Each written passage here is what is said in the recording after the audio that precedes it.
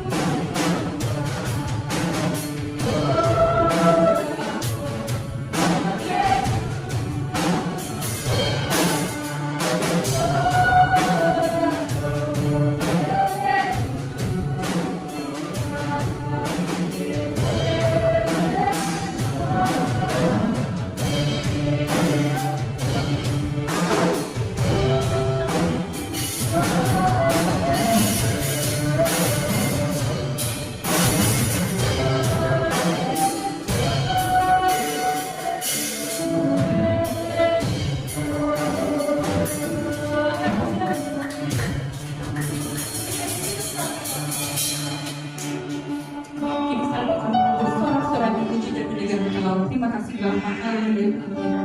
Mari kami undang Bapak Ibu untuk berdiri. Aba Apino, Api Adonenu, Yeshua Masiah, yang kami kasih dan kami muliakan, di dalam nama putramu yang kami kasih, Yeshua Mosieno.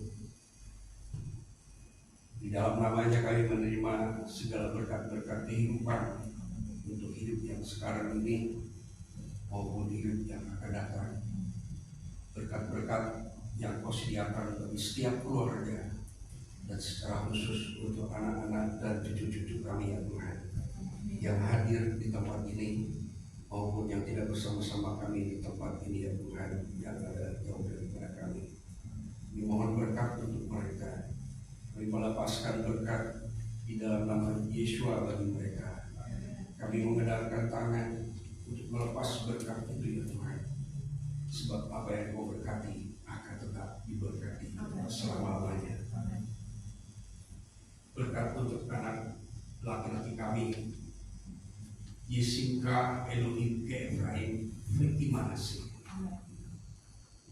Kiranya Elohim menjadikan engkau seperti Efraim dan Manase. Engkau akan melupakan masa lalu yang tidak menyenangkan dan akan tetap berbuah sekalipun lingkunganmu tidak menunggu, karena buah-buahmu berasal dari Elohim Ha'af. Berkat untuk anak-anak perempuan kami, Yesimai, Elohim Kesara Ribka, Rachel, Belea. Kiranya Elohim Apino menjadikan engkau seperti Sarah, Ribka, Rachel, dan Lea. Engkau akan menjadi wanita bijak seperti yang tertulis dalam kitab suci, menjadi berkat bagi keluarga, jemaat, masyarakat, serta menjadi berkat bagi suami dan anak-anakmu kelak. Bapa, kami mengucap syukur untuk anak-anak kami. Karuniakan kepada mereka kecerdasan yang berasal dari hikmat yang dari atas, dari tahta kasih karunia-Mu. Hidupkan pengertian yang ada pada mereka ya Tuhan, dan tambahkan pengetahuan yang benar dalam hidup mereka. Pengetahuan untuk mengenal Engkau dan pengetahuan untuk menjalani hidup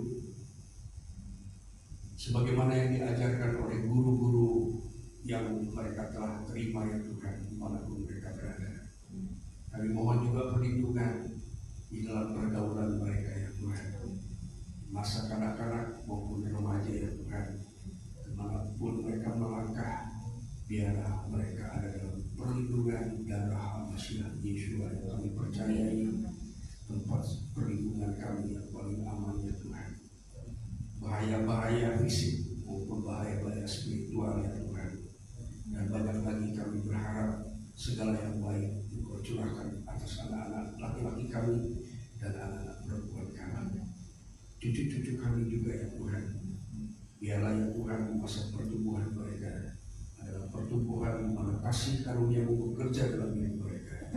Mereka yang beranjak tumbuh dewasa makin mengenal Engkau, dan ada kuasa kebangkitan-Mu bekerja dalam hidup mereka ya Tuhan, sehingga mereka ada dalam tuntunan roh dan kuasa kebangkitan Masiah Yeshua.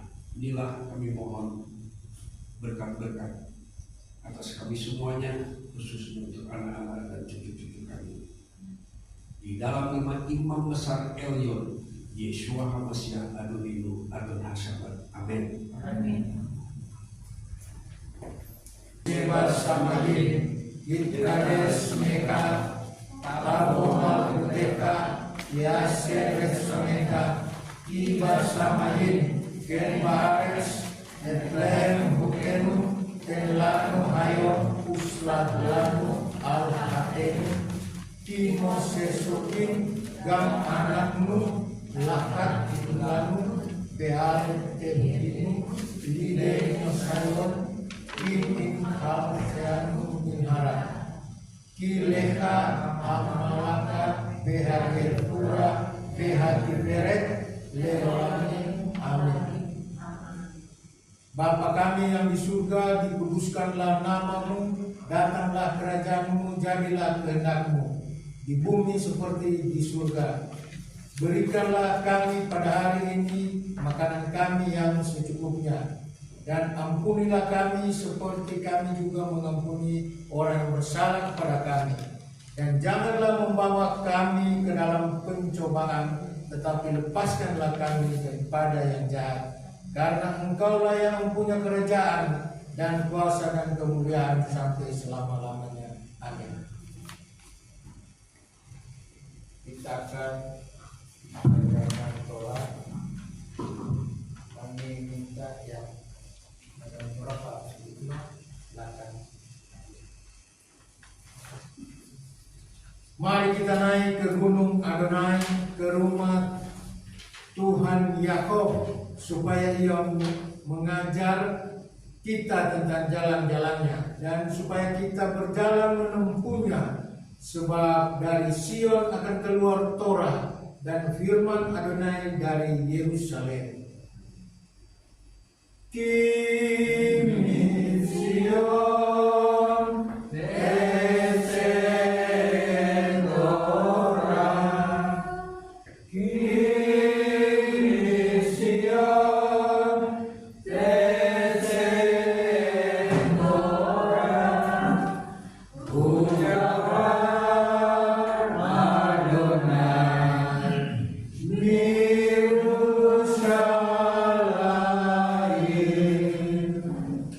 Baru senakan Torah, baru senakan Torah,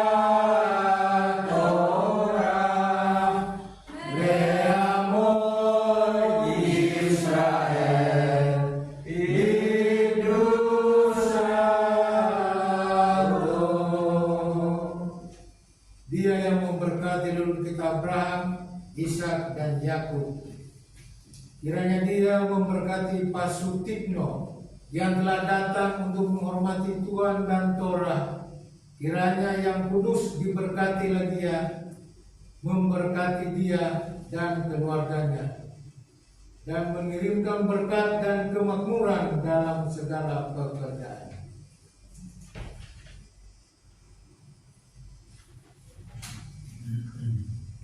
Baru Adonai Hamebora leolam paet. Baru ata Adonai Eloheinu melek haolam asher bakar. Baru Mikol ha-amin penatan lanu torato. Baru ata Adonai noten ha-torah. Diberkatilah Engkau Adonai Tuhan kami, penguasa alam semesta yang telah memilih kami di antara bangsa-bangsa dan memberikan kami Torah. Diberkatilah Engkau Adonai yang memberikan Torah. Pembacaan Torah dari Semot 21 ayat 1 sampai 6. Pe'ele ha-mispatim aser lasim libnehem kitekne etfet ipri smes samin ye apot upasivit yetse laka Sitkina im bekapo yapo bekapo yetse im baal isa hu peyasat isto imo im Adonai yitem lo isa le yaisada lo fanim o fanot a isa peladea tikye Ladoneye pehu yatse pekapo Piim amor yamor a efet a fakti et adoni et isti peet bane lo etse kasi pehi kiso Adonai el a Elohim pehi kiso el adelet oleh Amsusa perasa Adonai et asno pamal sea pa padu le olam. Kejadian 21 ayat 1 sampai 6. Dan inilah keputusan-keputusan yang harus engkau tetapkan di hadapan mereka. Ketika engkau membeli seorang budak Ibrani, 6 tahun dia harus melayani, dan pada tahun ke-7 dia harus keluar dalam keadaan bebas, tanpa biaya apapun. Jika dia datang seorang diri saja, maka dia keluar pun dia seorang diri. Jika dia itu suami dari seorang istri, maka istrinya harus keluar bersamanya. Jika tuannya memberikan kepadanya seorang istri dan dia melahirkan anak-anak lelaki atau anak-anak perempuan baginya, istrinya itu dan anak-anak lelakinya akan menjadi milik tuannya, dan budak itu harus keluar seorang diri saja. Dan jika budak itu dengan sungguh-sungguh berkata, aku mencintai tuanku, istriku dan anak-anak lakiku, aku tidak mau keluar merdeka, maka tuannya harus membawa dia menghadap kepada Elohim. Lalu tuan itu membawanya ke pintu atau ke gardu jaga, dan tuannya itu harus menindik telinganya dengan sebuah nindik, dan dia harus melayani tuannya selama-lamanya. Baru ata Adonai Elohinu melek haolam asal natan lagu Torah emet pagiyeh PKY olam natan detok enu. Baru ata Adonai noten katolah. Diberkatilah engkau Adonai Tuhan kami Raja dunia, yang telah memberikan Torah yang benar kepada kami, yang memberikan hidup kekal di dalam diri kami. Diberkatilah engkau Adonai yang telah memberikan Torah. Amin. Dan inilah Torah yang diberikan kepada anak Israel atas perintah Adonai melalui tangan Mose. Silakan, tolong.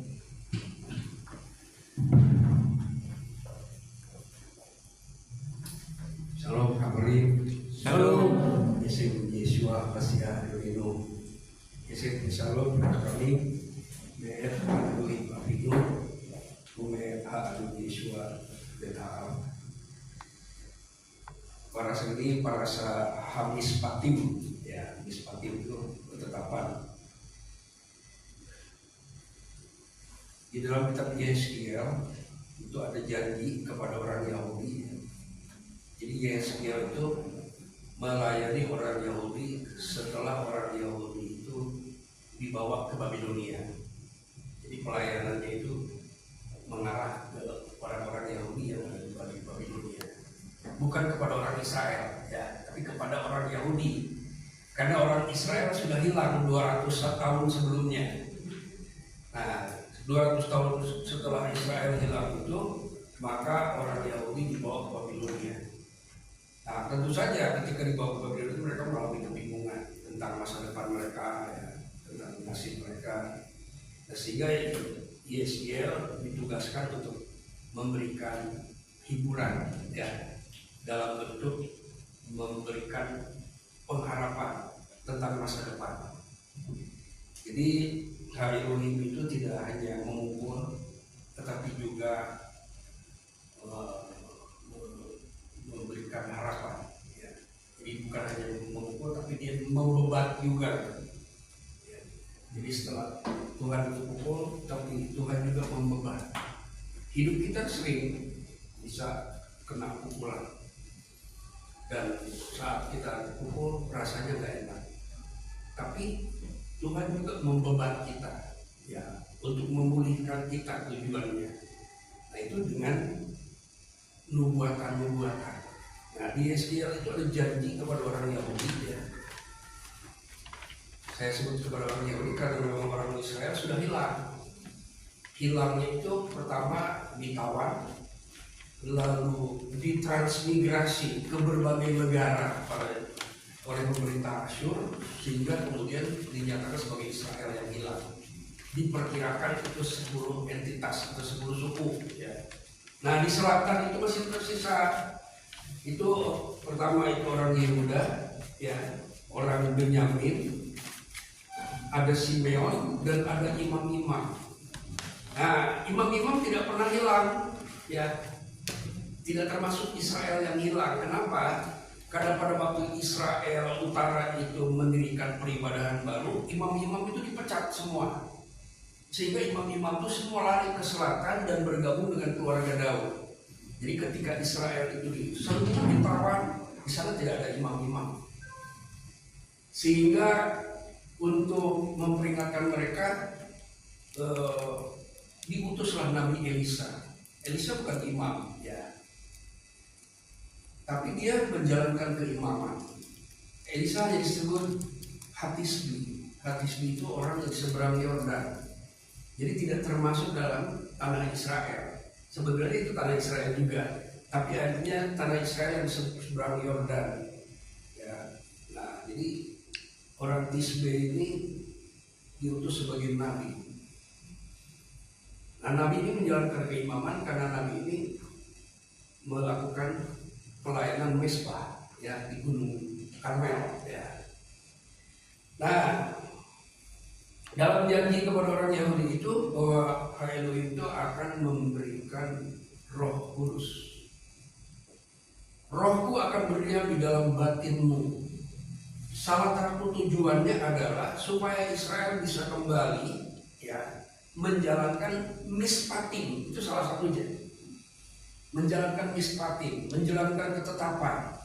Nah, ketetapan-ketetapannya itu adalah ketetapan yang pernah ditulis di dalam kitab Keluaran 21 ini. Nah, ketetapan-ketetapan itu berisi tentang kewajiban-kewajiban hidup di dalam keadilan, di dalam kasih. Nah, pertama kali yang dibahas adalah tentang budak.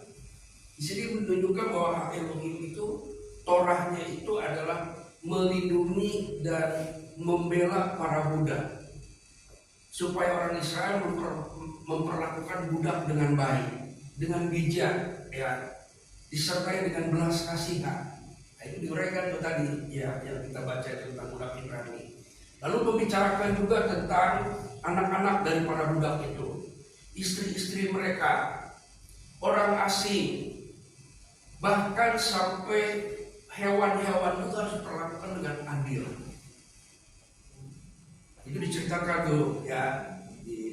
Karena kita tidak punya waktu untuk menguraikan semuanya, jadi saya ambil poin-poinnya aja, ya.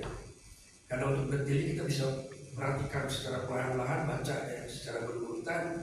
Di situ Torah memperhatikan sampai bayi di dalam rahim pun harus mendapatkan jaminan perlindungan hukum dari Torah, supaya bayi dalam rahim juga beroleh perhatian, ya, perlindungan, sehingga kalau sampai ada, tadi diceritakan juga kalau ada wanita yang terpukul sehingga bayinya itu gugur, ya, maka harus bayar denda, gitu, ya. Sedemikian rupa. Sampai kalau ada juga ternak, misalkan ada, kita punya ternak, lalu ternak itu berantem, gitu, ya. Menanduk, ya. Wah, itu harus ditangani oleh Torah, ya.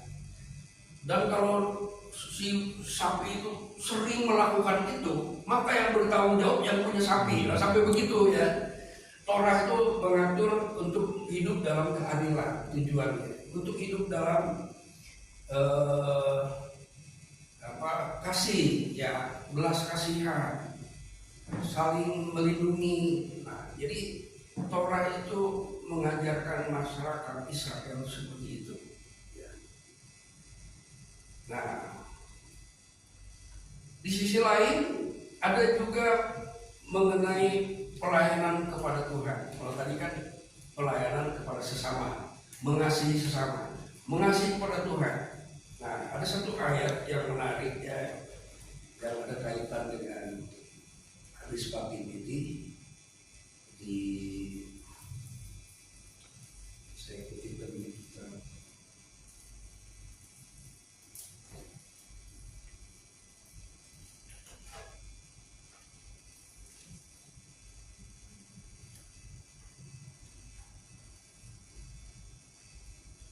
Imamat, ya.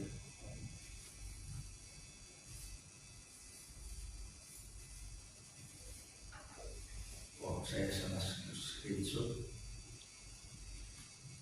Jadi Intinya gini, apabila kamu mempersembahkan korban kepada Elohim, kepada Adonai, persembahkanlah sedemikian rupa sehingga berkenan kepadanya.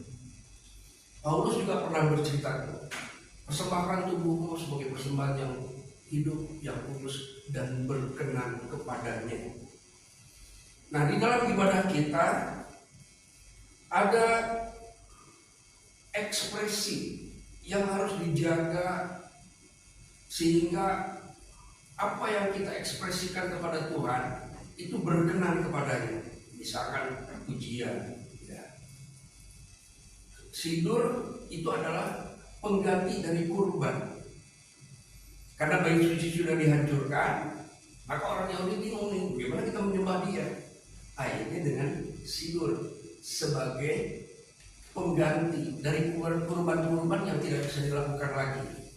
Nah, kenapa sidur itu sebagai kurban? Karena di dalamnya ada ucapan-ucapan bibir yang memuliakan dia dalam bentuk doa-doa, permohonan, pengagungan, dan pengajaran. Itu ada dalam sidur.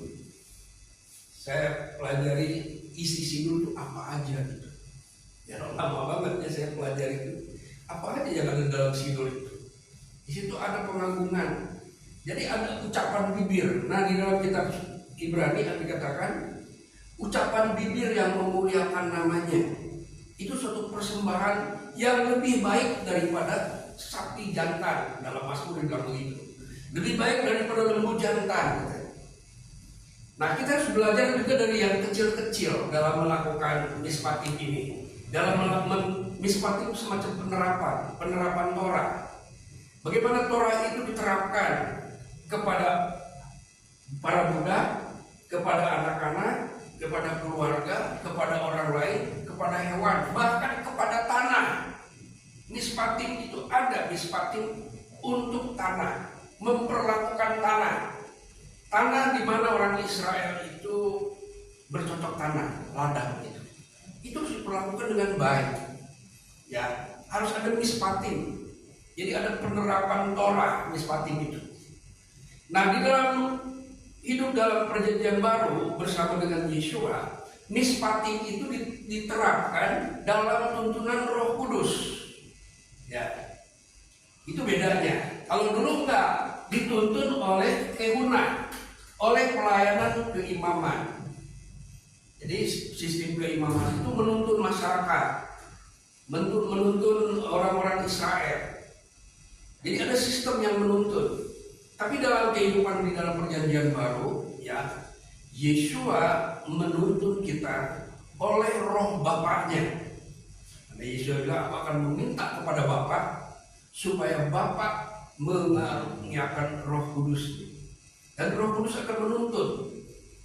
Dan Roh Kudus akan menuntun, ya, sampai kita menggenapi Torah di dalam hidup kita. Jadi bukan cuma guru kita saja yang menggenapi, tetapi kita juga sebagai murid-muridnya harus menggenapi Torah. Menggenapi Torah itu adalah melakukan Torah dengan tepat. Gitu. Sebab kalau tidak tepat, ya, maka Torah itu tidak ada gunanya, gitu. Ya. Nah, itulah sebabnya mengapa Yeshua menyucikan kita, ya, supaya roh Bapaknya itu bisa masuk, menuntun kita. Dimulai dengan menuntun hati kita, memberikan hikmat, memberikan pengertian, memberikan pengetahuan, ya, dan sekaligus memberikan kuasa, sehingga kebenaran atau mispatim itu bisa dilakukan dengan tepat. Nah, kita harus mulai dengan yang kecil-kecil. Saya suka belajar main yang kecil-kecil, ya. Misalkan kalau saya lagi bertamu, ya, orangnya lagi ke belakang, ya, ambil minum atau apa. Saya lihat nih, taplaknya itu miring gitu. Saya suka pakai miring gitu, ya, itu melatih diri, ya.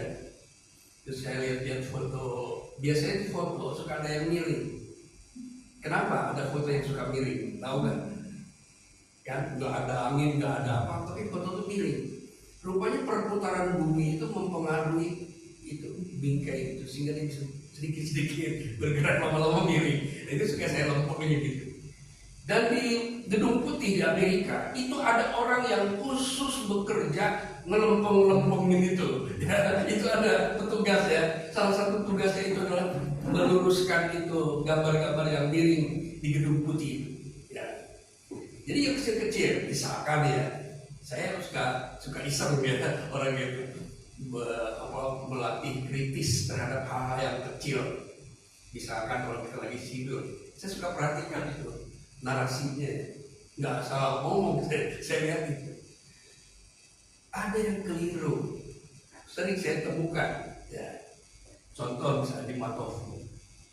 Di Matofu itu ada yang bukan bahasa Ibrani. Ya, saya lihat itu bukan bahasa Ibrani. Itu nggak ada di kitab suci model begitu ya. Tapi ada di Matofu itu dalam sidur. Coba ada yang tahu yang mana?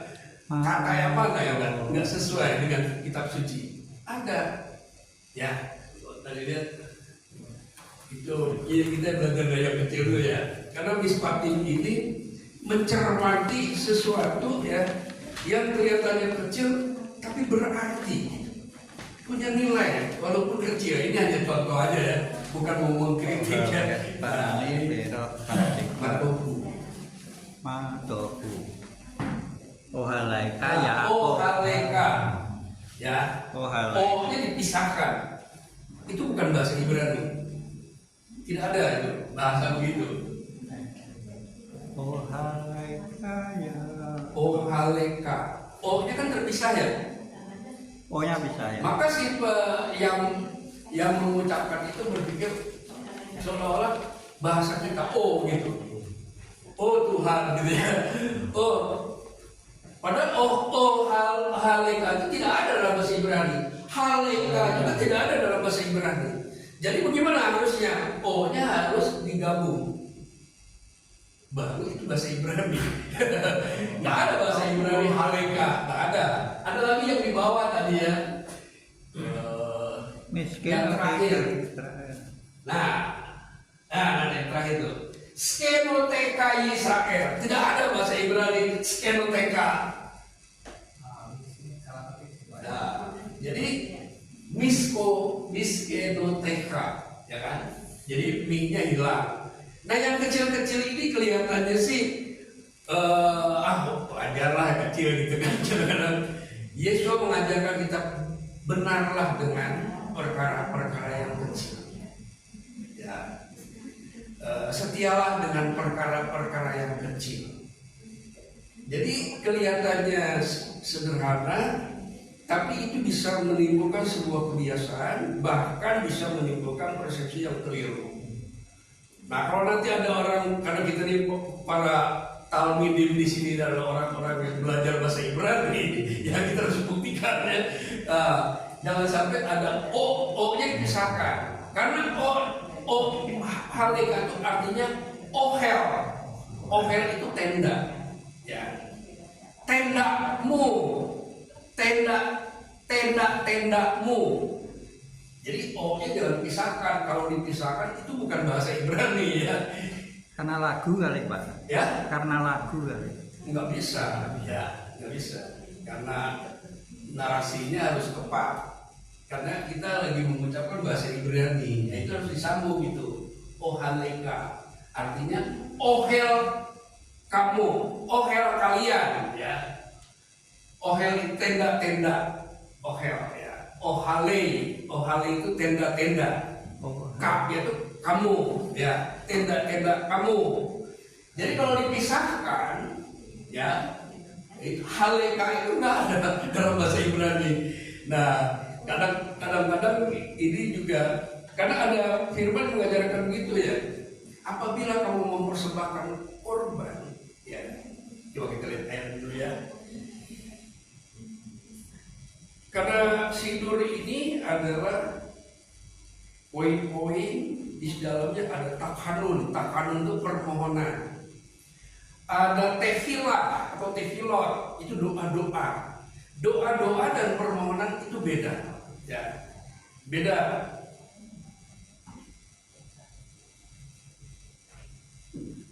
Jadi saya ada screenshot, itu dia geser.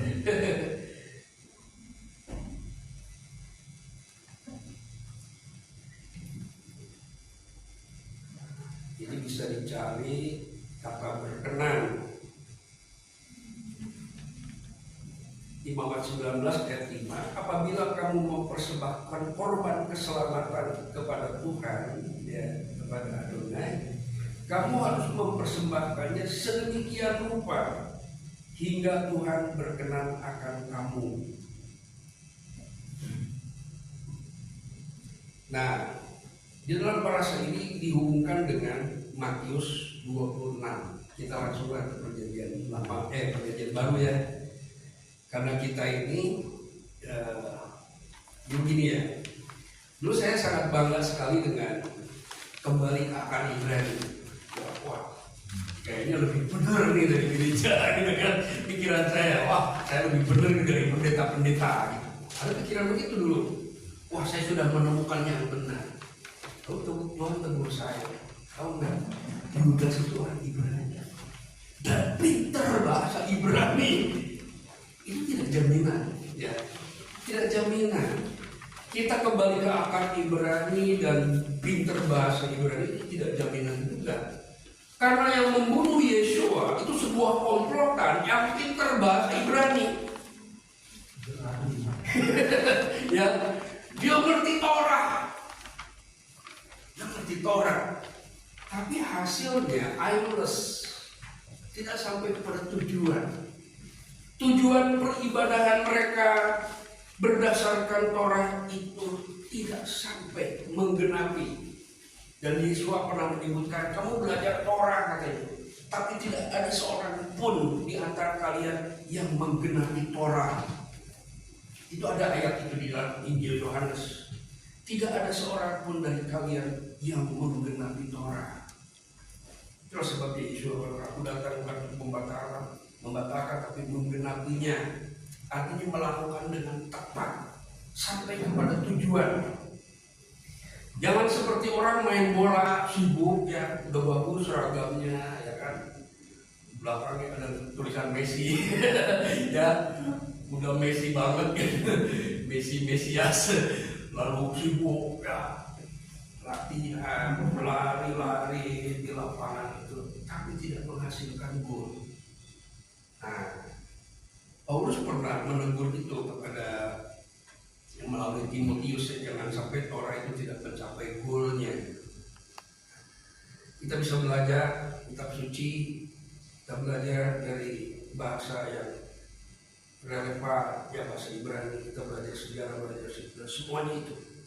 Tapi jangan sampai lupa goalnya. Ya, kita jangan terjebak. Karena banyak fenomena yang kita temukan di masyarakat, sibuk ya, sampai ngurusin yang sebenarnya bukan goalnya gitu.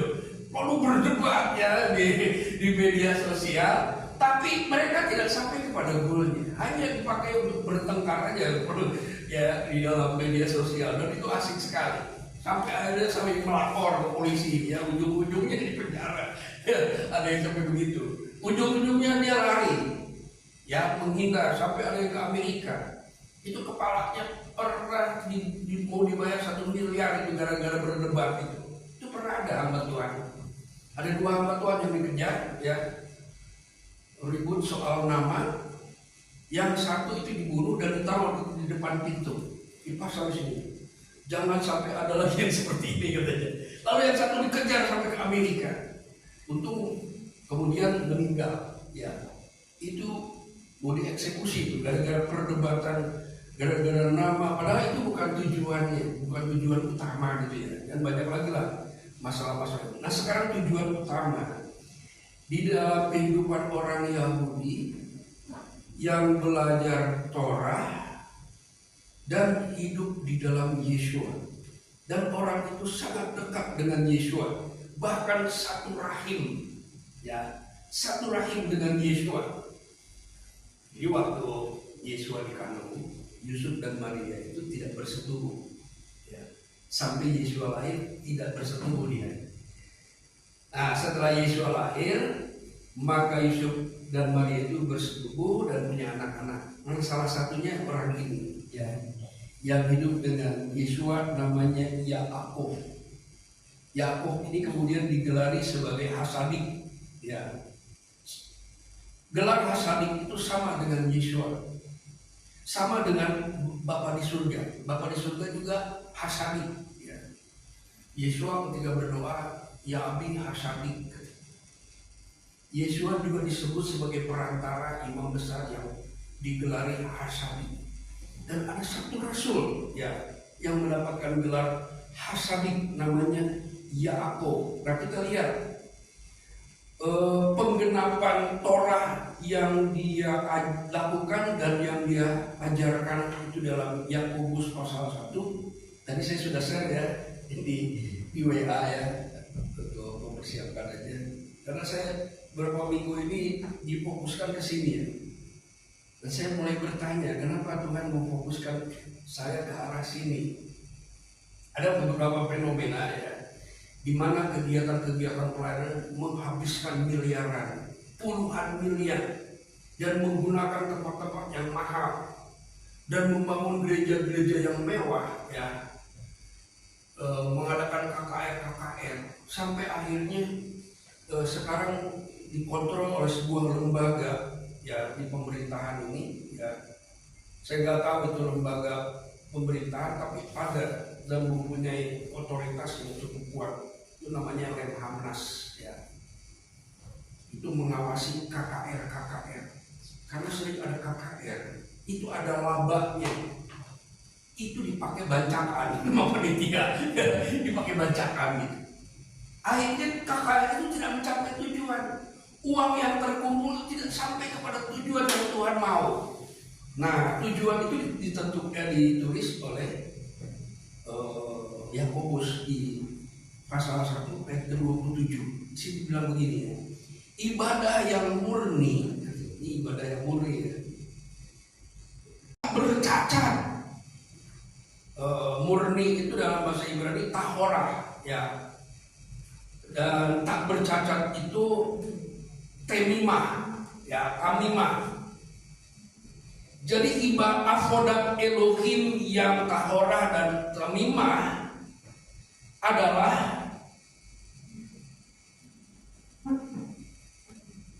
murni dan tak bercacat di hadapan Eloheinu Afinu ya, bahasa Ibrani begitu ya. Ialah mengunjungi yang impiatu ya. Di sini yang tidak bilang kamu bawa apa ke sana. Tentu saja ya, kita harus membawa sesuatu ke sana. Dan katanya, nah ini goal Torah ya, mispat yang harus tercapai, mengunjungi yatim piatu dan janda-janda dalam kesusahan mereka. Janda-janda yang dalam kesusahan itu adalah janda-janda oleh Paulus disebut sebagai janda-janda yang berumur 60 tahun. Paulus mengajarkan untuk menginventarisir status janda yang menerima persembahan ya, itu 60 tahun ke atas. Itu Rabi Saul yang mengajarkan. Nah, dan katanya menjaga supaya dirinya sendiri tidak dicemarkan. Jadi ada ibadah untuk memelihara kekudusan kita, ya. Tapi ada ibadah untuk meringankan hidup orang lain. Dan yang paling menjadi arah itu adalah yatim piatu. Dan ini adalah pelayanan keimaman atau kehuna ya. Kenapa? Begini ya. Imam-imam itu menerima persembahan persepuluhan. Ya, Israel, orang-orang Lewi ya, imam-imam dan keluarga Harun menerima persepuluhan. Jadi Israel berikan persembahan untuk orang Lewi. Orang-orang Lewi mempersembahkan persepuluhannya kepada imam besar. Ya, sistemnya begitu. Lalu persepuluhan itu harus disisihkan Jadi ada sistem yang mengelola perpuluhan itu untuk menyisihkan bagi yatim piatu. Itu ada dalam Torah. Jadi apapun yang kita lakukan dalam pelayanan keimaman kita, ya, kalau tidak sampai itu, karena itu pelayanan keimaman, yatim piatu itu pelayanan keimaman. Jadi beberapa waktu yang lalu, ya, kira-kira sebulan atau 3 minggu yang lalu, sebenarnya rencananya udah lama, hampir setahun. Jadi ada satu komunitas yang kemudian meminta saya untuk ada dalam komunitas itu. Dan komunitas itu hanya boleh para duda dan janda. Ya. Jadi orang yang bukan duda nggak boleh di komunitas itu. Ya. Demikian juga para janda. Tadinya saya kan nggak pernah tertarik dengan acara-acara begitu, ya, grup-grupan begitu. Tapi saya mulai bertanya-tanya, ada apa ya kalau saya diarahkan ke sini. Dan orang yang mengajak itu keluar dari grup itu, gitu. Nggak mau lagi. Tadinya mereka itu hura-hura, ya. Mereka mengumpulkan uang untuk bisa makan-makan, untuk bisa ngopi-ngopi di kafe, untuk jalan-jalan, untuk mana-mana. Sehingga mereka memberikan iuran. Iuran itu menumpuk, sementara anggota sebagian hanya ada yang pergi. Dan anggotanya agak makin sedikit, ya. Nah, di antara anggota ini kebanyakan adalah orang-orang yang aktif di gereja. Tadinya saya nggak tahu, ya. Bahkan ada orang-orang yang sudah meninggalkan gereja nggak mau lagi ke gereja. Tapi dengan kehadiran saya di situ, mereka seperti diingatkan, terdorong untuk kembali aktif di dalam ibadah mereka, gitu ya. Dan mulai mereka berkumpul bukan di kafe lagi. Sekali waktu dia minta tempat saya dipinjam untuk mengadakan ibadah. Itu rasa pertama kali, ya, beribadah. Nah, jadi uang yang terkumpul itu mereka tidak berani lagi. Tidak berani lagi dipakai untuk foya-foya, ya, untuk makan-makan, ya, ke tempat-tempat wisata. Ya, uang yang terkumpul. Lalu mereka bertanya, Pak Pendeta, sekarang saya udah pakai Pak Pendeta. Dulu cuma pakai Om Jo, sekarang enggak Pak Pendeta. Pendeta, ini ada duit. Kita nggak bisa pulangin ke mereka karena mereka udah pada keluar. Karena perjanjiannya begitu. Kalau kita pakai jajan, pasti ada yang marah, ada yang nyinyir. Gimana ya caranya? Saya bilang gini, ya, kalau kamu percaya firman Tuhan, bawa uang itu ke rumah yatim piatu. Tidak bakalan ada orang yang nyinyir. Jadi saya bilang, nggak bakalan ada orang nyinyir. Iya, ayo kita cari yatim piatu. Itu nyarinya lama, ya. Mana yatim piatu ini yang bisa kita datangi, ditunjuki, kita kasih sesuatu, ya. Lalu dipilihlah satu tempat di Bandung. Di Bandung itu ada satu tempat perlindungan untuk anak-anak yang cacat akibat gagal aborsi. Itu namanya Yayasan Ruth. Ya, kalau baca di Google nanti bisa. Yayasan Ruth ini menangani bayi-bayi yang gagal digugurkan sehingga pada waktu lahir cacat gitu. Dan ibu-ibunya juga adalah ibu-ibu yang ditolak oleh keluarganya. Jadi dikumpulkanlah ibu-ibunya, ya. Ada anak ini, ada anak-anak yang udah besar, yang udah SMA juga. Jadi urus di sana gitu. Mari kita arahkan ke sana gitu, ya. Tapi karena beberapa hal nggak jadi, akhirnya dicarilah satu tempat, ketemulah di sana. Lalu mereka minta saran lagi, gimana ya ini caranya gitu. Saya bilang kamu survei dulu apa yang dibutuhkan di panti asuhan itu. Kebiasaan mereka makan apa, ya. Kebutuhan mereka apa, disurvei dulu. Biasanya, ya, yatim piatu itu ada, ya, menulis kebutuhan-kebutuhan yang mereka perlukan. Itu ditulis di internet, ya, sehingga para pengunjung bisa tahu apa yang harus dibawa situ.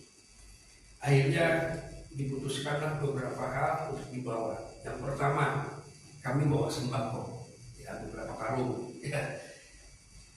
Terus yang kedua, karena itu bertepatan dengan Imlek, maka sebagian uang tidak termasuk uang kas, tapi kita semua urunan, ya, untuk ngasih angpau sama anak-anak. Jadi ada 30 angpau untuk mereka, ya.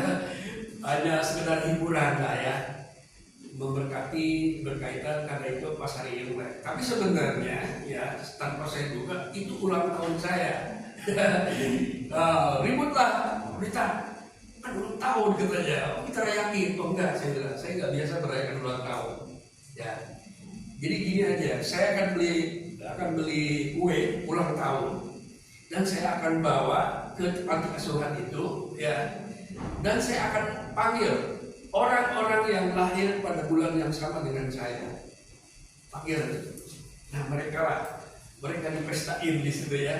Jadi anak-anak itu dipestain untuk mereka ulang tahun. Ada satu lagi ya, karena duitnya masih tersisa, apa yang perlu? Saya bilang anak-anak itu ada anak-anak yang kecil. Pasti anak-anak yang kecil ini belum bisa cuci pakaian. Dan kalau kakak-kakaknya mencuci adik-adiknya, kemungkinan saja itu akan jadi beban bagi kakaknya. Kita ringankan beban kakak ini. Jadi caranya gimana? Kita beli mesin cuci. Ya, jadi itu salah satu bentuk yang dilakukan ya. Kita berikan itu sehingga di tempat itu mungkin yang tadinya dia harus pakai papan jurusan ya sekarang bisa nyambi gitu kan. Mesin sedang berjalan, mereka bisa kerjakan yang lain.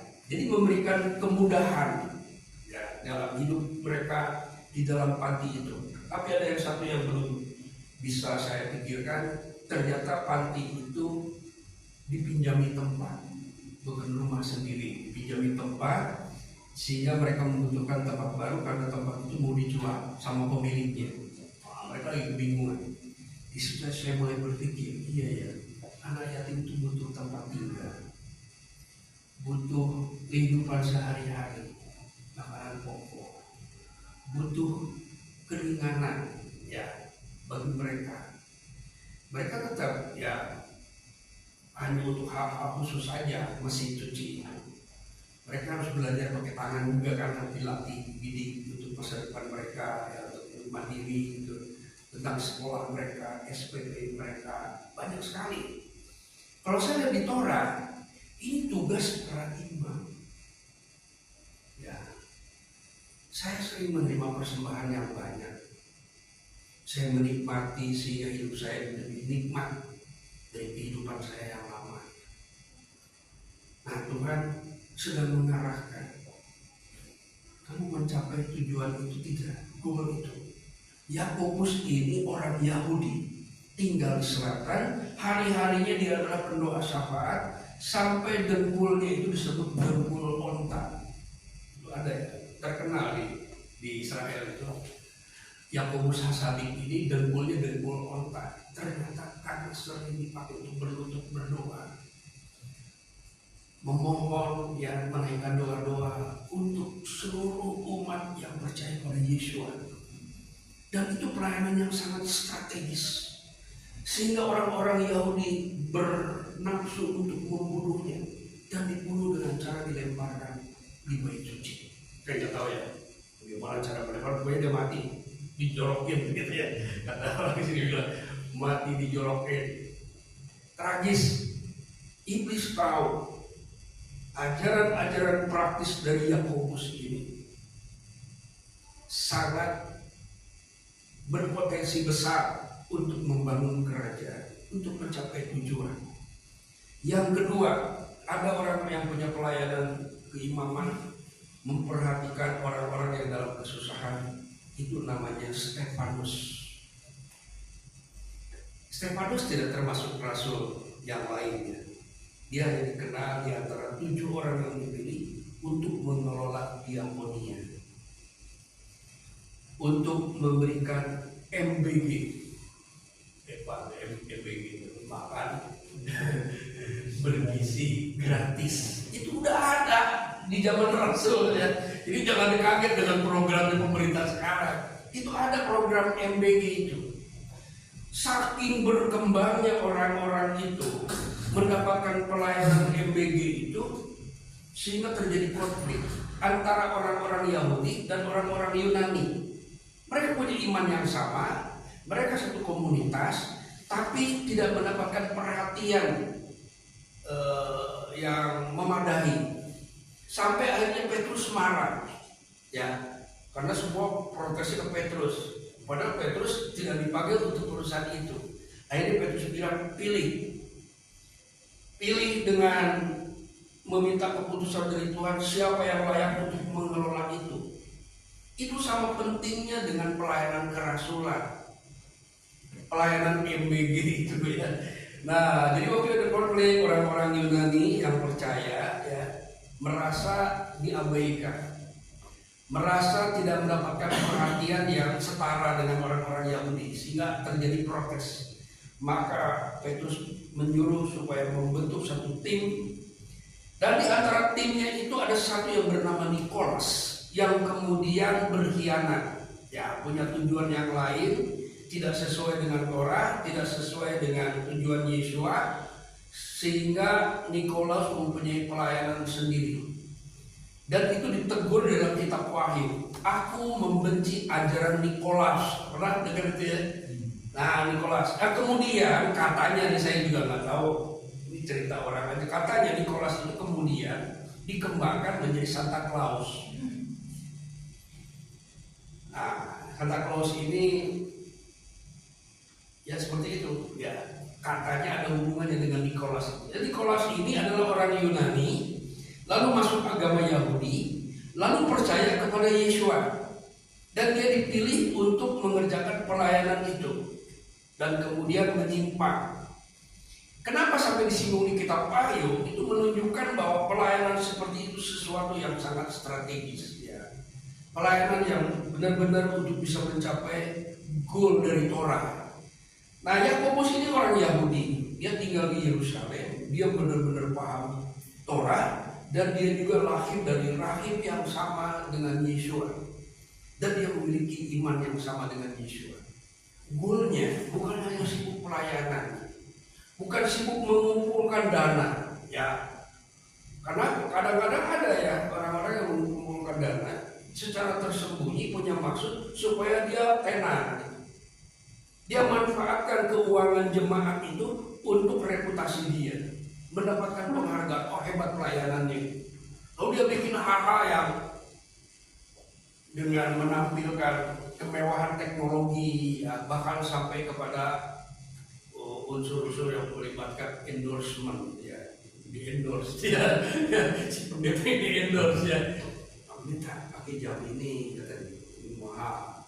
Karena dia tahu yang duduk di depan itu orang-orang kaya. Nanti seorang orang kaya ini akan lihat tuh pendetanya pakai jam mahal, ya. Jam mahal itu mahal banget, ya. Sampai miliaran gitu ya. Itu endorsement itu. Jadi berkat-berkat yang melimpah itu ya tidak sampai kepada tujuan. Itulah yang terjadi dalam kehidupan si Yudas Hamasgir namanya ya. Karena parasat ini menyinggung tentang Yudas. Jadi ini kan kenapa ada hubungannya Matius 26 dengan parasat ini ya. Begini. Jadi waktu itu Musa itu menyampaikan ajaran-ajaran. Setelah ajaran itu disampaikan, dibacakan, maka Musa memercikan darah ke Mesbah. Ini ada hubungan. Yesua telah memberitakan Injil, mengajarkan Torah dengan benar ya, dan semua sudah dilakukan, dan yang terakhir dia harus memercikan darahnya. Bukan darah domba, bukan darah lembu, tapi darahnya sendiri. Darah imam besar. Nah, sebelum itu terjadi, maka dia mengumpulkan murid-muridnya, mengadakan seder khusus. Seder namanya Seudah Hamashiah. Ya, bukan perjamuan kudus. Namanya Seudah Hamashiah. Dan ia lakukan pada tanggal 13 waktu Erev. Ya. Jadi kalau kalender kita itu tanggal 13, tapi kalau kalender Ibrani kalau sudah masuk Erev itu tanggal 14. Ya, 14 Nisan. Jadi sehari sebelum ada seder Pesak. Karena seder Pesak itu tanggal 14, tapi Yesua melakukan seudahnya tanggal 13 malam atau awal 14. Ini disebutnya Erev Sabat Gadol. Ya. Erev Sabat Gadol Pesak. Kenapa disebut begitu? Karena Pesak hari pertama itu adalah Sabat. Ya. Pesak yang ketujuh juga Sabat. Ya, jadi disebutnya Erev Pesak. Jadi mengawali Pesak. Tapi itu bukan Seder Pesak. Karena Seder Pesak itu tanggal 14 Senja. Jadi perjamuan kudus itu perintah Yesua, bukan perintah Adonai.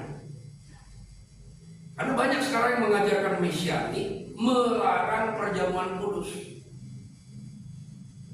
Melarang, ya.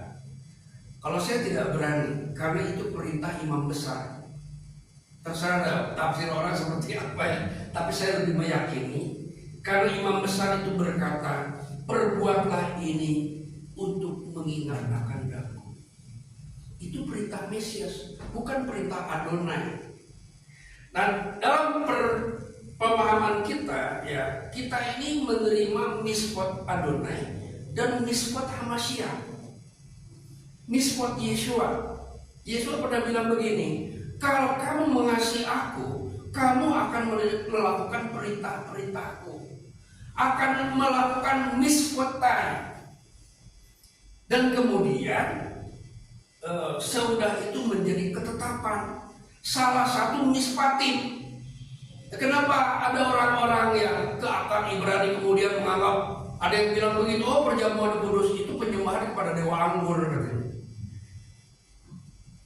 Saya pernah ditanya sama Pak Gembala, Pak Budi, ya, aduh gimana itu katanya. Saya cuma bilang begitu, pokoknya saya sederhana, itu perintah Yesua. Saya nggak mau. Saya mengasihi Yesus, saya ingin melakukan perintahnya.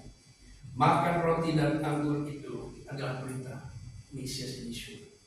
Tidak hanya harus hari Paskah saja, ya. Untuk mengingat Yesua, mengingat penderitaannya, mengingat pengorbanannya, apakah harus dilakukan 1 tahun sekali pada hari Paskah? Kalau kita dalam tradisi yang ada dalam gereja, tidak begitu kenyataannya. Karena itu tradisi. Artinya ada kronologi sebelumnya gitu. Enggak tiba-tiba muncul ide, oh kita bikin perjamuan kudus. Enggak ada, enggak begitu ya. Kalau saya lihat dalam sejarah. Jadi saya tidak mau memperdebatkan ini ya, tapi yang saya pegang adalah itu perintah Yesua. Perbuatlah ini sebagai peringatan akan daku. Bukan akan bapaknya, akan daku. Akan korbannya. Jadi itu untuk mengingat Sheha Elohim, bukan mengingat hak Elohim.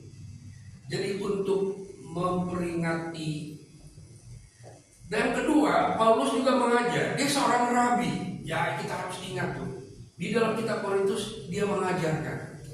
Kalau kamu makan roti dan minum itu, ya kamu memberitakan hak Adon sampai dia datang. Itu sebuah pemberitaan, ya, sebuah pemberitaan Injil. Dan barang siapa yang minum dengan tidak layak, dia berdosa kepada tubuh dan darah Hamashiach. Jadi kalau melakukannya dengan cara yang tidak tepat, itu sebuah dosa. Bahkan ada ancamannya. Itulah sebabnya di antara kalian ada yang sakit, bahkan ada yang mati gara-gara itu katanya. Jadi ini satu mispat, satu ketetapan gitu yang Yesua lakukan. Jadi ketetapan itu ada yang berasal dari Torah.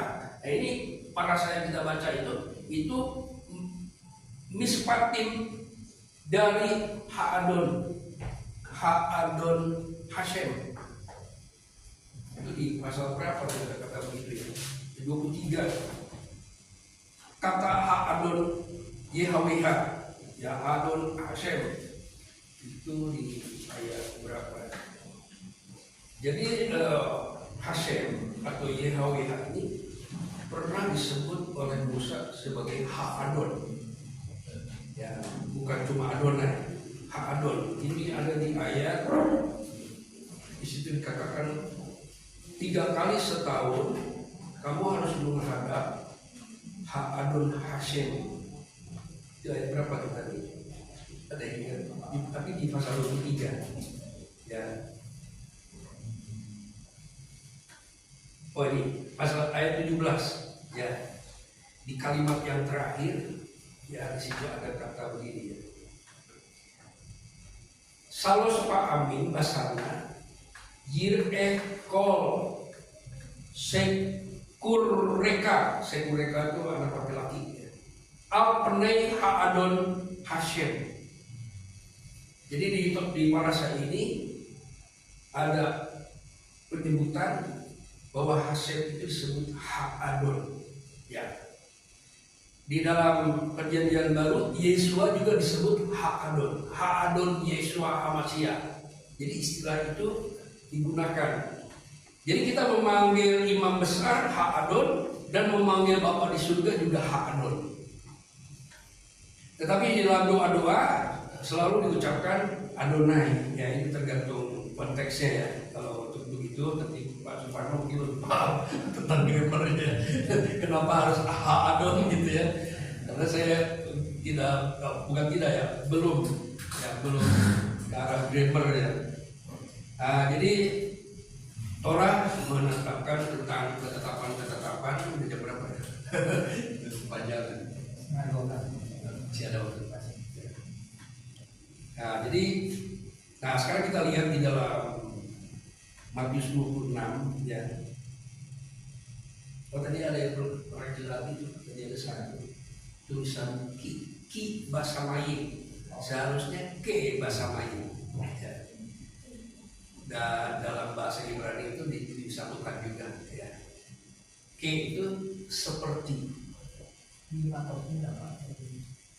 dalam ada tulisan ke bahasa Melayu. Ya, pelan-pelan ya kita koreksi, bukan untuk menilai ya, tetapi untuk memperbaiki penyembahan kita. Karena setiap kata yang diucapkan akan dipertanggungjawabkan katanya. Nah, jadi kalau kebiasaan ini kita lakukan, nah bahasa Melayu biasanya disambung. Ya, seperti di surga, demikian juga di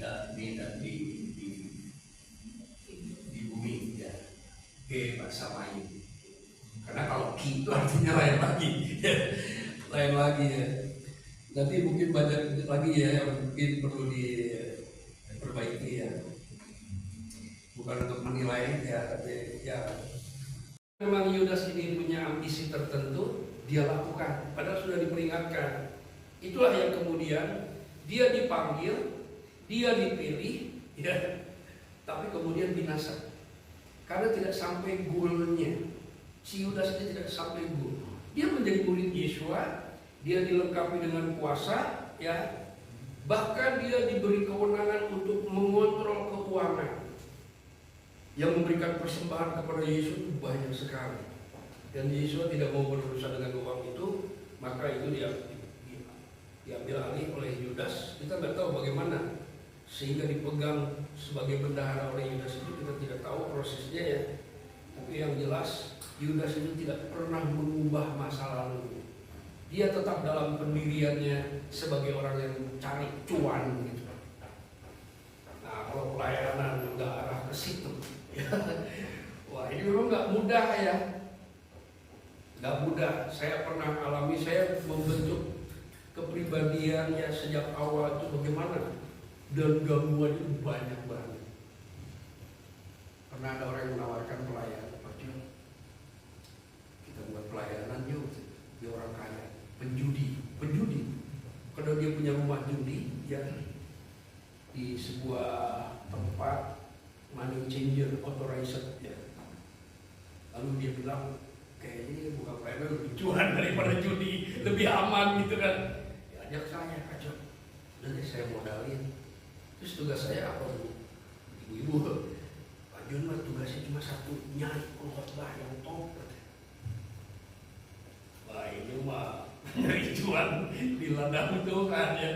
Dari perjudian ke gereja itu ada di Jakarta ya. Saya ngalamin ya. Saya biayain semuanya, dia siapkan berapa miliar. Enggak. Ibu kalau mau melayani Tuhan, bukannya persekutuan doa di rumah. Rumahnya mahal, 16 miliar. Ruangannya gede, 3 lantai pakai lift. Pakai itu pelayanan, saya bilang. Nggak perlu repot-repot. Dan cari hamba Tuhan yang bisa ibu undang di situ di rumah. Udah, 9. Karena dia memang mengurusi uang bermiliar-miliar karena money changer ya. Nah, ini ada orang-orang yang tidak sampai tujuan, seperti Nikolas, ya. Itu ditegur dalam kitab Wahyu Nikolas. Bahkan Yesus bilang, aku benci kepada ajaran Nikolas, katanya. Itu sama dengan Bileam, katanya. Bileam itu yang menciptakan batu. Ya. Nah, terakhir ya, jadi jangan sampai kita lupa tujuan, ya. Karena Tuhan itu punya rencana, punya rancangan, dan juga punya tujuan. Jangan kita terjebak berputar-putar dalam sebuah rencana, tapi kita harus sampai kepada tujuan. Kita membangun kehilat, kita punya tujuan. Ya, kita harus tetapkan tujuan kita apa. Bukan hanya menampilkan gaya Yahudi, itu bukan tujuan. Yahudi lebih pintar bergaya. Dia pintar pakai tarik, pintar pakai kipas, pintar bahasa Ibrani, semua. Tapi mereka kehilangan tujuan. Tujuan mereka akhirnya adalah membunuh orang benar. Cuma itu kerjaannya akhirnya ya. Nah, di sini lalu Yesus mengambil roti, mengucap berkat. Itu pelayanan keimaman. Ya, biasa dilakukan oleh orang yang diurapi, tidak sembarang orang untuk melakukan perjanjian pembaharuan itu. Itu pernah dilakukan oleh Raja Yosia ya. Kalau kita baca dalam kitab Raja-Raja, pernah dilakukan ya. Membaharui perjanjian itu sering dilakukan oleh raja-raja Yehuda. Lalu memberikan pada murid-muridnya, dan Yesus berkata, ambillah, makanlah, inilah tubuhku.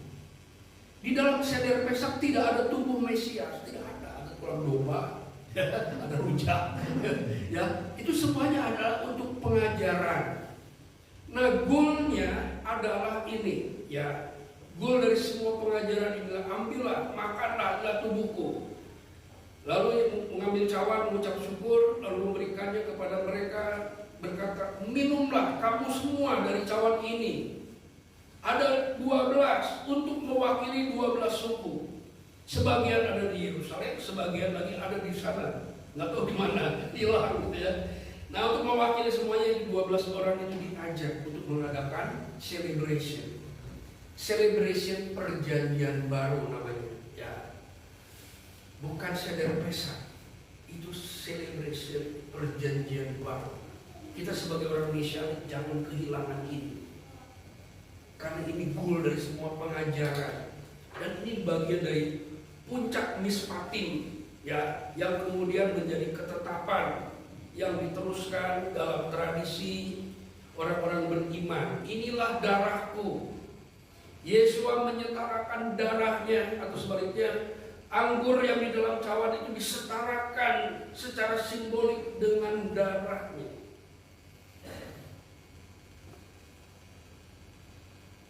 Darah perjanjian yang ditumpahkan, ya itu tugas seorang imam besar untuk memercikan darah. Itu puncak dari seluruh Torah. Goalnya itu memercikan darah di Aron, Kodes ya, di tabut perjanjian. Sedikit lagi, untuk pengampunan dosa. Karena telah terang dirangka, orang yang sibuk dengan Torah itu ujung-ujungnya melanggar. Ujung-ujungnya dilanggar itu Torah. Itu sebabnya perlu pengampunan dosa, supaya Roh Kudus itu masuk dan orang kembali menjalankan kebenaran Torah itu dengan benar, ya, dengan betul. Ya, itulah tujuan dari pengajaran mesianik, ya. Karena pengajaran mesianik ini, Yesus pernah mengatakan orang-orang yang telah menerima pengajaran dalam Yesus itu adalah orang yang mengeluarkan perbendaharaan lama. Perbendaharaan lama itu adalah Torah. Perbendaharaan baru itu adalah Torah Mesias. Itu ya. Jadi kita tidak bisa kehilangan Torah, tidak bisa juga kehilangan Torah Mesias. Dua-duanya harus menjadi sebuah rangkaian untuk mencapai tujuan. Jadi di dalam pelayanan kita, ya kita akan dibawa, dituntun terus, ya tahap ke tahap kepada seluruh kebenaran. Jangan sampai kita kehilangan goalnya. Ya, kita menghabiskan biaya yang banyak, ya, waktu yang lebih ekstrim daripada yang lain, ya, lebih fokus kepada informasi yang relevan, ya. Tapi jangan sampai kehilangan goal. Nanti kita ditata. Di sini ada sekaning, ada penatua. Penatua itu lebih berwenang dari pembicara. Karena aplikasi itu akan dilakukan oleh para penatua. Di dalam kitab suci semua itu penatua yang menentukan aplikasi. Ya, keputusan-keputusan dalam perundingan bagaimana untuk mengaplikasikan kebenaran ini itu peran dari para penatua. Kami ini hanya membagikan informasi saja, ya. Membagikan informasi itu diolah. Nah, bagaimana nanti, ya, pelayanan kita ini goalnya apa? Ya, pasti ada dan Roh Kudus akan menuntunnya, ya. Kita jangan terlalu panik juga, ya. Tuhan juga akan menuntun sampai goalnya, ya. Dia yang telah memulai, maka dia akan meneruskan bahkan menyempurnakannya. Diberkatilah hari seudah itu dilakukan pada hari ke-8. Kalau kita dengar tentang seudah, ya gitu ya. Kalau dibilang seudah itu hari ke-8, oh berarti itu paham Yahudi, bukan paham Injil, ya. Kalau Injil itu seudah Hamasyah, Rabi Saul menyebutnya perjamuan Tuhan atau seudah Ha'adon, ya. Di dalam 1 Korintus itu 1 Korintus 5 atau 1 Korintus 11, ya, di situ ada seudah Ha'adon atau perjamuan Tuhan. Ada lagi meja Tuhan. Jadi bukan meja seder. Kita harus bedakan itu, ya. Meja seder itu setelah domba disembelih. Kalau perjamuan Tuhan sebelum domba disembelih. Nah, itu kadang-kadang kita agak terkecoh, ya, dengan memang di dalam tradisi Ibrani perjamuan kudus tidak dilakukan, ya. Mereka punya alasan tersendiri. Saya hanya berasumsi, sebenarnya seperti apa saya juga nggak tahu kenapa mereka tidak melakukan. Pasti ada alasannya. Tetapi kalau kita baca Injil, baca surat-surat Saul, ya, seder Pesak dan meja Tuhan itu beda, ya. Beda waktu, bisa beda tempat juga, dan beda cara, ya. Kalau seder Pesak itu ada tulang domba, karena domba sudah disembelih. Kalau waktu Yesua menjalankan misa, ya, atau celebration atau seudah itu, ya, seudah itu perjamuan sebenarnya. Itu tanggal sebelum ada tulang domba. Itu sebabnya di dalam perjamuan kudus itu di gereja-gereja tidak ada tulang domba, ya. Kalau hari Paskah malah ada telur ayam, ya. Itu mereka punya alasan-alasan tersendiri. Tapi yang kita bicarakan ini adalah Injil yang diceritakan dalam parasha ini. Jawab Yesus, pergilah ke kota. Artinya di Yerusalem. Saya pernah lihat tempatnya, bukan di meja seperti yang itu, ya. Tapi kalau menurut yang saya lihat di sana itu ada lantai. Lantainya bagus sekali. Itu tidak jauh dari bait suci. Itu tidak jauh juga dari istana yang besar, gitu. Nah, di situ perjamuan itu dilakukan, gitu. Waktuku hampir tiba. Oh, di sini gitu. Jawab Yesua, pergilah ke kota, katanya, ya. Maksudnya ke tengah-tengah Yerusalem, ya. Berarti dekat bait suci. Kepada si Anu. Nah, ini si Anu siapa? Artinya tidak penting itu namanya, gitu, ya. Tapi perannya sangat penting, ya. Namanya nggak penting untuk disebutkan. Jadi Matius nggak nyebut, cuma bilang si Anu. Dan katakan kepadanya. Artinya Yesua ini menyuruh, ya. Dia tidak tahu, tapi ada. Nah, cirinya ada. Nah, dia membawa air, ya, bawa kendi gitu.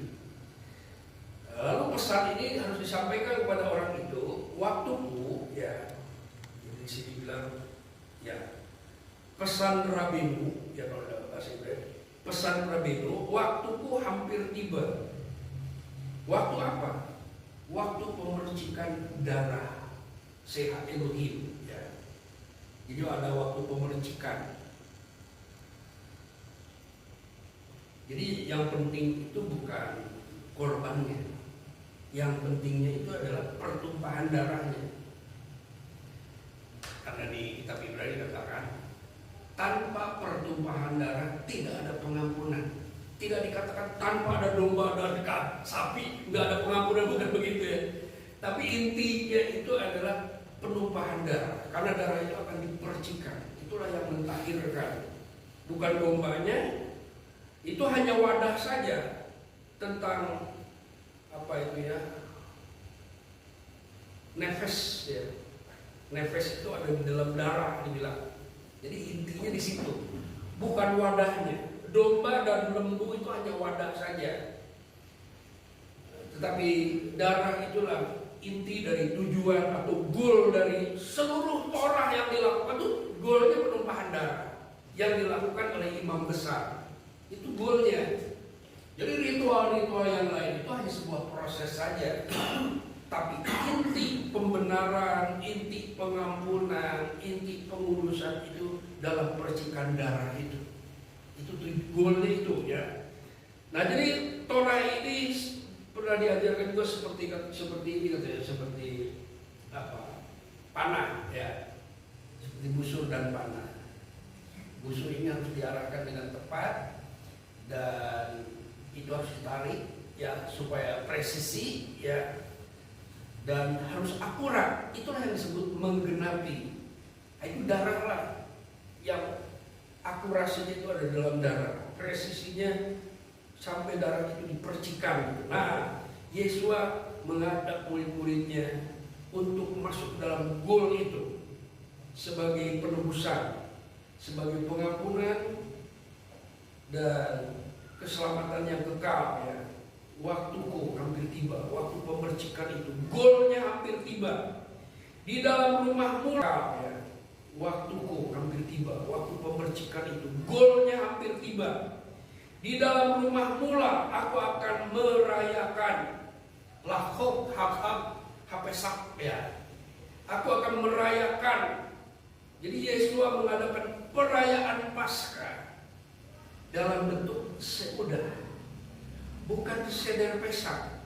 Karena seder Pesak itu baru dilakukan besoknya, dan Yesua tidak pernah melakukan seder Pesak pada tahun itu ya, walaupun dia merindukannya katanya ya, sampai nanti di rumah Bapakku katanya gitu kan. Jadi Yesua tidak pernah melakukan seder Pesak pada tahun itu, dia melakukan seudah. Dan kalau hal seperti ini kemudian menimbulkan apa ya, perdebatan, kita hindari ya. Tidak perlulah, karena iman kita dari Injil ya. Iman timbul dari pendengaran, dan pendengaran dari Rema Kristo ya, bukan dari Torah. Iman timbul pendengaran Rema Kristo, bukan dari Torah. Torah hanya untuk mengantar kita untuk sampai kepada Yesua yang kita percayai. Jangan sampai kita terjebak dan terseret sehingga ada orang-orang tuduhan, oh kita nih mesianik mundur katanya. Ya bisa mundur, faktanya ada kok ya. Orang-orang yang dulu menuntun saya ke Mesian itu sekarang jadi Yudaisme kok. Itu bukti fakta, karena mereka jadi mundur. Nah kita jangan sampai seperti itu. Kita harus sampai kepada goal yang ingin dituju oleh Torah. Dan Yakobus ini mempresisi kita ya, jangan sampai kita sibuk dengan kehidupan rohani pribadi sementara anak yatim kita abaikan. Karena itu salah satu pelayanan Imam Yuda, memperhatikan anak yatim itu. Jadi kalau sekali waktu ya kita ingin memberikan sesuatu kepada anak yatim dan kita tahu tempatnya, sisihkan. Nggak ngasih PK ke pendeta nggak apa-apa. Nggak terlalu penting ngasih PK ke pendeta itu. Alkitab mementingkan anak yatim.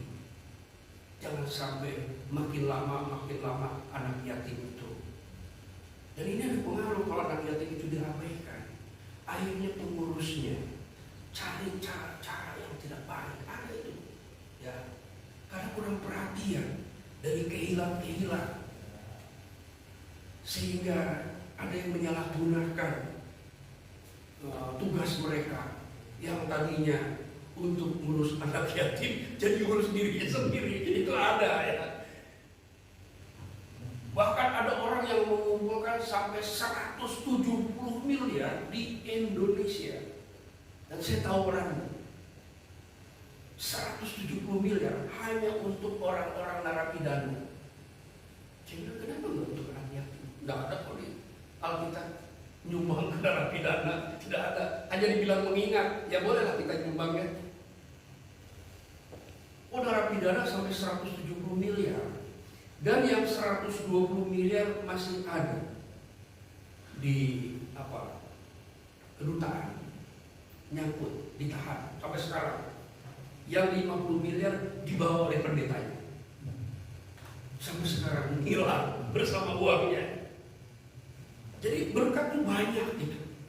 Kepada pelayanan-pelayanan itu banyak. Di KKR bermiliar-miliar.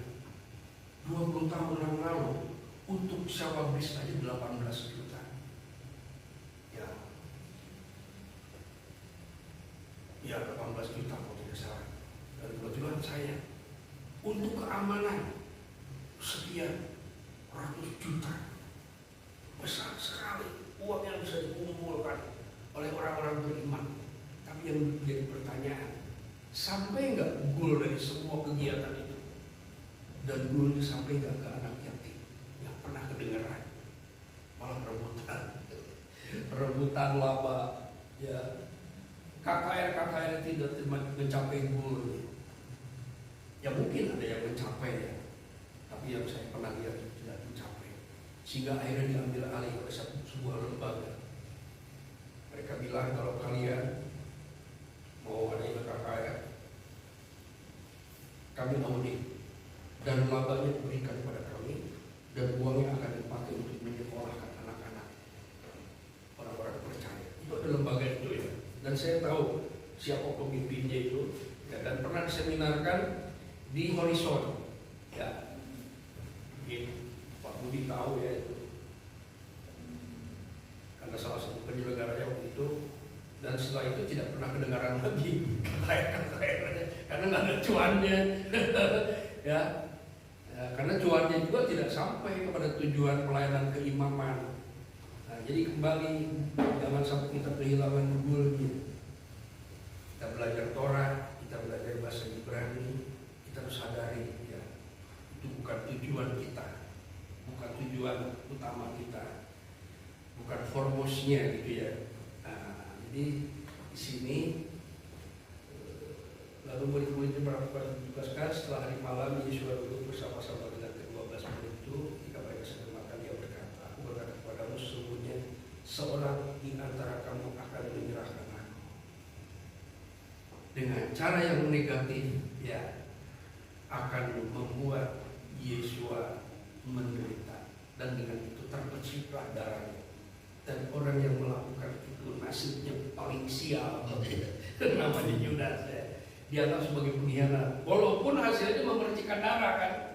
Sampai ada orang bilang kalau begitu Yudas punya peran juga dong dalam penebusan. Nggak begitu ya, nggak begitu, hukumnya tidak begitu dalam hukum Kehuna ya. Jadi justru dia menjadi orang yang termasuk seperti yang dinubuatkan. Nah, tadinya Yudas itu tidak dipanggil untuk itu, tidak ya. Yudas dipanggil untuk hidup dalam iman, menjadi murid Yeshua. Dia dilatih, dia juga diberi kuasa ya, karena pada waktu itu murid-murid diberi kuasa, dilimpahi kuasa untuk menjalankan pelayanan.